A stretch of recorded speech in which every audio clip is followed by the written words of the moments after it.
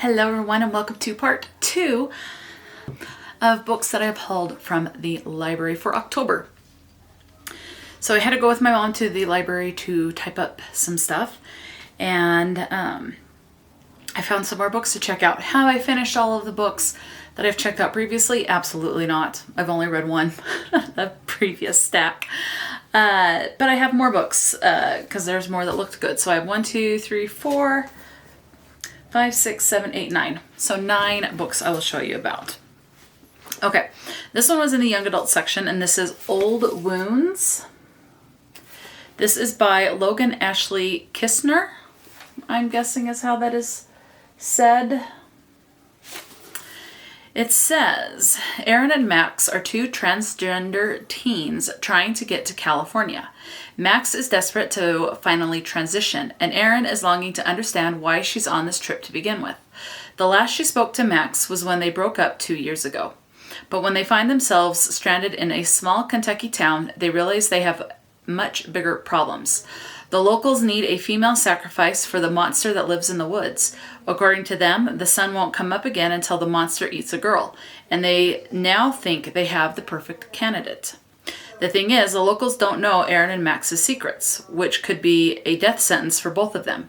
And at the end of the day, who gets to define what it is to be a girl? So this one sounds like I like the fact that it's transgender rep, and people just assuming things, and so it sounds like we'll have a lot of commentary on that. So that'll be a good read. And that was in the young adult section. Let me see. Let's do all of the... Okay, so I already have them in. Okay, so I have 2 more from the young adult section. This next one is We Were Warned by Chelsea Ichazo? Not quite sure. All her life, Eden Stafford has heard the lore about the abandoned beach resort at the end of town. Ever since the notorious murder there, anyone who sets foot on the property is cursed to die. It's more than just a story. Over the years, 2 high school students who dared to explore the ruins of Fairpoint Village were killed there. Eden is no stranger to notoriety, having endured a family scandal that's made her a target at school. So when she attends an overnight party at the ruins, she's on edge.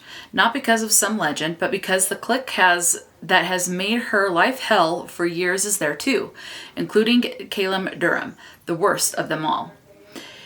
Yet, of all the things Eden expected to happen that night, finding another student dead at Fairpoint Village wasn't one of them. Eden knows she saw something suspicious at the ruins, and Caleb and her other longtime tormentors did too.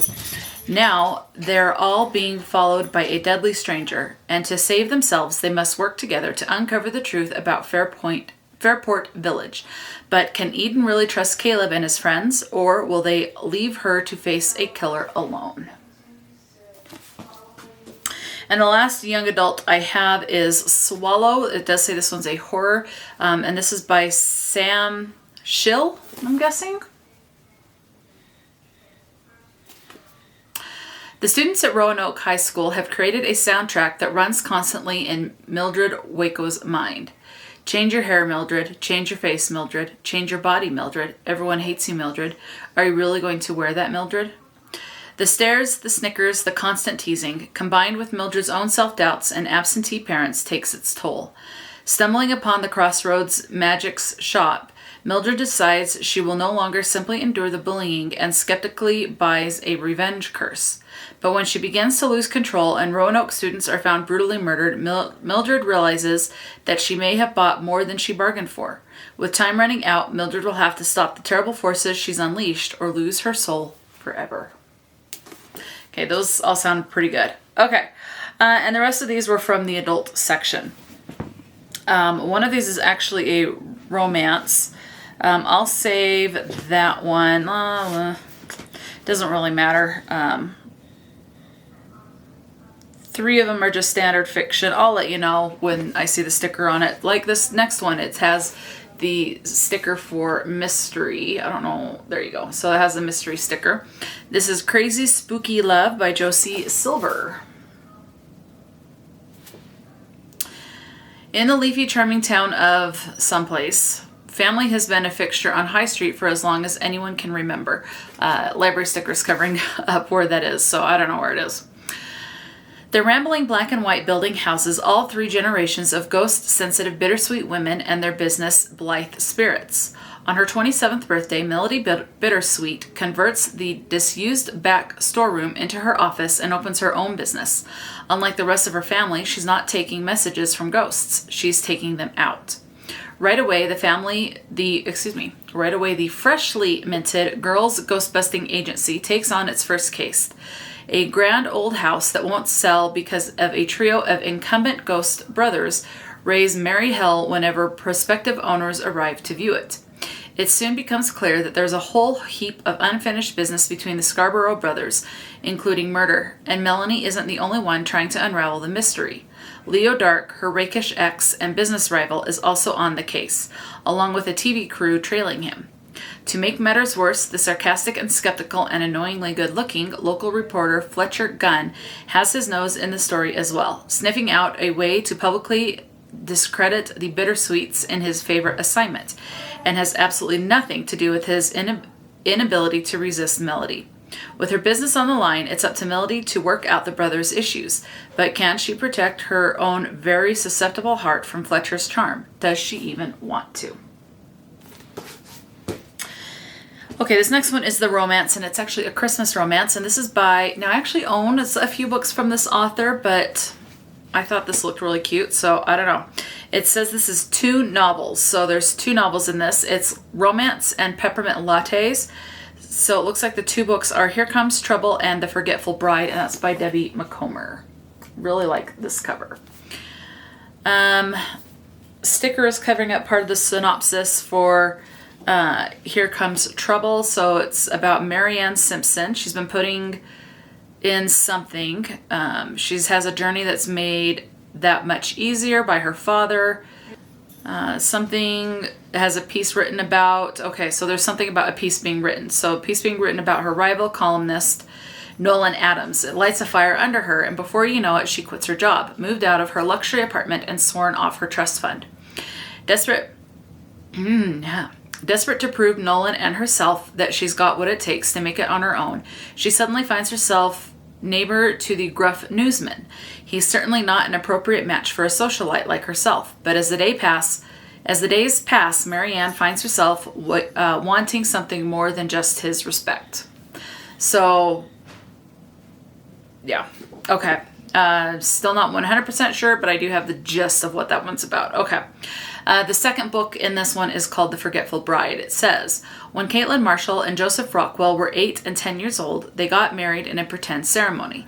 Now, 20 years later, Caitlin is a businesswoman trying to leave those embarrassing childhood memories behind. If only Joseph, now a successful Seattle contractor renovating her office, would let her forget. Her professional image is deeply important to her, which is why Jo gets so much enjoyment out of teasing her in front of her boss. But harmless pranks are a cover for deeper feelings. And Kate and Jo find themselves step away from realizing there just might be something real between them after all. So, let's see. Here comes... Okay, so it's about 50-50. Here Comes Trouble and The Forgetful Bride. Okay. Next is just a standard fiction, and it is How to Age Disgracefully by Claire Pooley. Daphne knows that age is just a number. She also knows that society no longer pays her any attention, something she exploits to help hide a checkered past. Finding herself alone on her 70th birthday, she decides to venture out. Joining a senior citizen social club horrifies her. She's not made to endure games of cards and the like, but the other members of the social club surprise her. When the local council threatens to close the club, they don't anticipate the seniors fighting back. But with the help of the toddlers next door, a teenage dad, and an orphan dog, this unorthodox gang sets out to save the place they love, as long as their pasts don't catch up with them first. Okay, this sounds like it'll be very comedic. I love the fact that it's older main characters, so we're not looking at characters that are just in their late teens to early to mid 30s. We're going to have a wider range and definitely older main characters. Okay, this next one is a horror, and it has this protective, that library binding, so it will be very reflective. And that is William. I'm trying to get it. So I can't do anything about that reflection, but this is the best angle it's going to be. And this is by Mason Colley. The eyes are the number 1. So I'm not quite sure how to say this author's name, but big surprise there. Henry is a brilliant engineer who, after untold hours spent in his home lab, has achieved the breakthrough of his career. He's created an artificially intelligent consciousness. He calls the half-formed robot William. No one knows about William. Henry's agoraphobia keeps him inside the house, and his fixation on his project keeps him up in the attic, away from everyone, including his pregnant wife, Lily. When Lily's coworkers show up wanting to finally meet Henry and see the new house, the smartest of smart homes, Henry decides to introduce them to William, and things go from strange to much worse. Soon, Henry and Lily discover the security upgrades intended to keep danger out of the house are even better at locking it in. I'm not going to lift that again because of the reflection. Okay, only 2 more books. This next one, these last 2 are both just regular fiction. It doesn't have like a genre sticker on it. So this one is The Best Way to Bury Your Husband by Alexia Casal? And I hate it when, it's like this has the library sticker there, but there's plenty of space here. They could have put it here. They could have put it here. Why did they have to do that on the synopsis?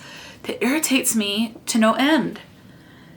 So let's see, Sally never met something involving a skillet.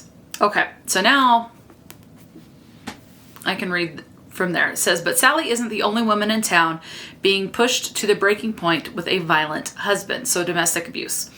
When coincidence brings 4 strangers together, a surprising solidarity is formed. Can they find the best way to bury their husbands? Friendship and laughter really are the best medicine, and so is getting away with murder. So this one, what is it Agatha Christie where it's the 2 people that meet on a train and they trade troubles, and one's like, you kill my problem and I'll take care of yours type of a thing. I don't know, but it's giving those types of vibes. I haven't read the original, but I've seen like a movie adaptation about it. So that's the vibe it's giving. This last one, and thankfully I'll actually be able to read the whole synopsis on this one, is Assassins Anonymous by Rob Hart. Mark was the most dangerous killer for hire in the world, but after leaving the hard way that his life's work made him more monster than man, he left all of that behind and joined a 12-step group for reformed killers. When Mark is viciously attacked by an unknown assailant, he is forced on the run. From New York to Singapore to London, he chases after clues while dodging attacks and trying to solve the puzzle of who's after him, all without killing anyone or getting killed himself. For an assassin, Mark learns nonviolence is a real hassle. So that also sounds pretty comedic. Anyway, those are the 9 books. Did I say 1, 2, 3, 4, 5, 6, 7, 8, 9? Yeah, those are the 9 books. And I'm not going to be checking any more out from the library. That is my plan though, although we'll see. But so I think that's a total of 19 books that I have checked out from the library now. So yeah, a good selection, especially this next round was a lot more diverse with some stuff, not all horror, but yeah, they all sound pretty good. I think what sounds the most, I don't even know what sounds the most intriguing to me. I think if I'm wanting a good laugh, this one. When I'm wanting, obviously, got the romance. So these 2, I don't know. They all sound really good. But this one I think I'm most leaning towards right now. Of the adult, out of the young adult, I'm really intrigued by this Old Wounds one with the transgender rep. And this one just sounds the most intriguing to me. And then I don't know, they both equal on that one. So anyway, yeah, let me know if you've read any of these books or books from any of these authors. Is there one that you think I should prioritize over the others? I don't know. Let me know what sounds the most intriguing to you. Talk to me in the comment section below. And until next time, stay true to yourself and enjoy a good book. And I will talk to you later.